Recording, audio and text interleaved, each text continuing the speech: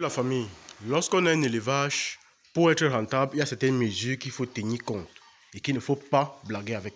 Et c'est dans cette vidéo que je vais vous partager ces différentes mesures, ces pratiques qu'il faut adopter en tant qu'éleveur afin de rester rentable sur le long terme et de ne pas avoir de difficultés majeures par la suite.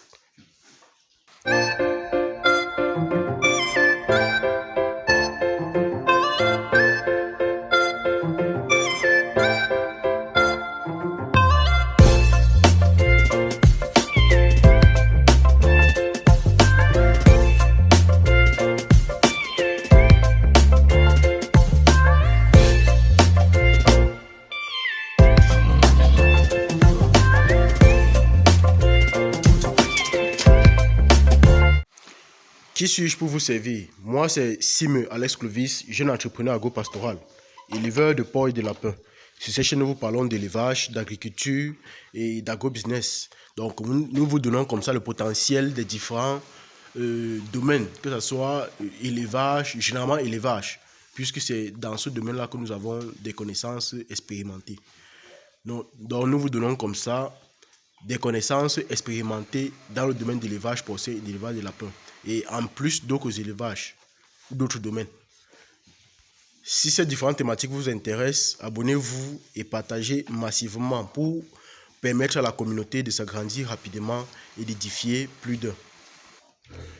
Comme premier élément à ne pas négliger lorsque vous lancez dans un élevage, c'est surtout les dates.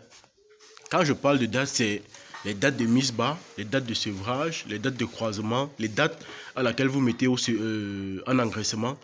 Toutes ces dates sont très importantes. Si vous avez un reproducteur, mettez la date à laquelle il est entré à la ferme, à la date à laquelle vous l'avez mis en reproduction, la date à laquelle vous allez... la date à laquelle vous êtes en train de le reproduire, d'effectuer la reproduction avec lui. C'est très important. C'est comme une unité de mesure.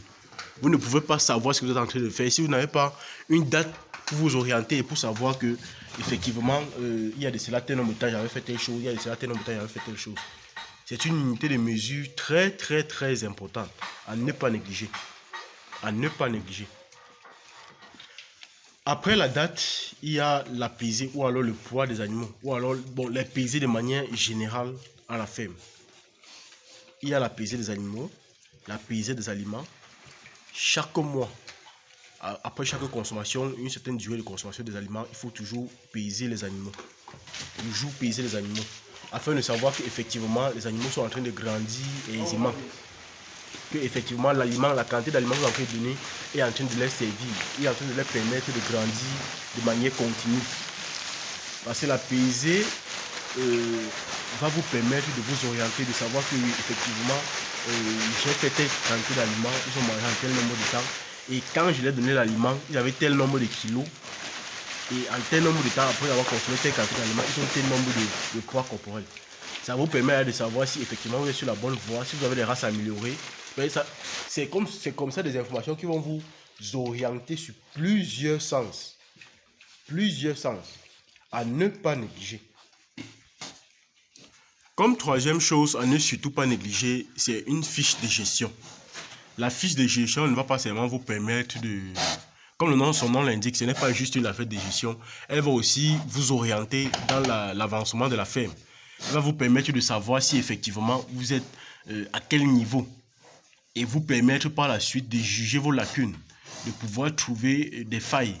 Puisque vous avez un récapitulatif des anciennes gestions, transactions, pesées des aliments à la ferme. Donc ça va quelque part vous orienter. Et là, les fiches de gestion vont vous permettre aussi de savoir exactement quel truie a mis quelle quantité de porcelet. Donc c'est vraiment une orientation, les fiches de gestion. Elle va vraiment vous permettre de savoir effectivement que durant telle période, on a fait telle chose. Durant tel nombre de temps, on a fait telle chose. Avec tel truie, on a généralement telle quantité portée. Donc, c'est ça qui va vous permettre de savoir si, avec le temps, vous êtes effectivement rentable ou pas. Et c'est ça qui va vous orienter dans plusieurs autres choses à la ferme. De même, elles vous permettront de savoir quel est le capital investi, quelles sont les charges imprévues que vous avez eu à incorporer, parce que tout cela, vous allez inscrire dans le cahier ou alors la fiche de gestion. Et ça va vous permettre comme ça de vous orienter clairement, de façon réelle. Effectivement, ce que vous avez dépensé, ce que vous êtes en train de produire et comment ça avance. Vous permettre de savoir à quel niveau vous avez les lacunes. Parce que là, ça va vous permettre de savoir que, bon, j'ai acheté par exemple telle quantité de médicaments et on a utilisé le médicament tel nombre de temps et c'est sur quel animal qu'on a fait tellement le traitement.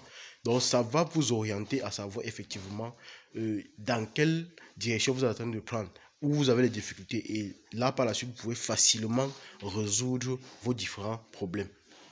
Là, ça va vraiment vous aider à grandir dans votre ferme. Vraiment. La famille, comme vous pouvez le constater, la moitié de nos loges sont encore vides.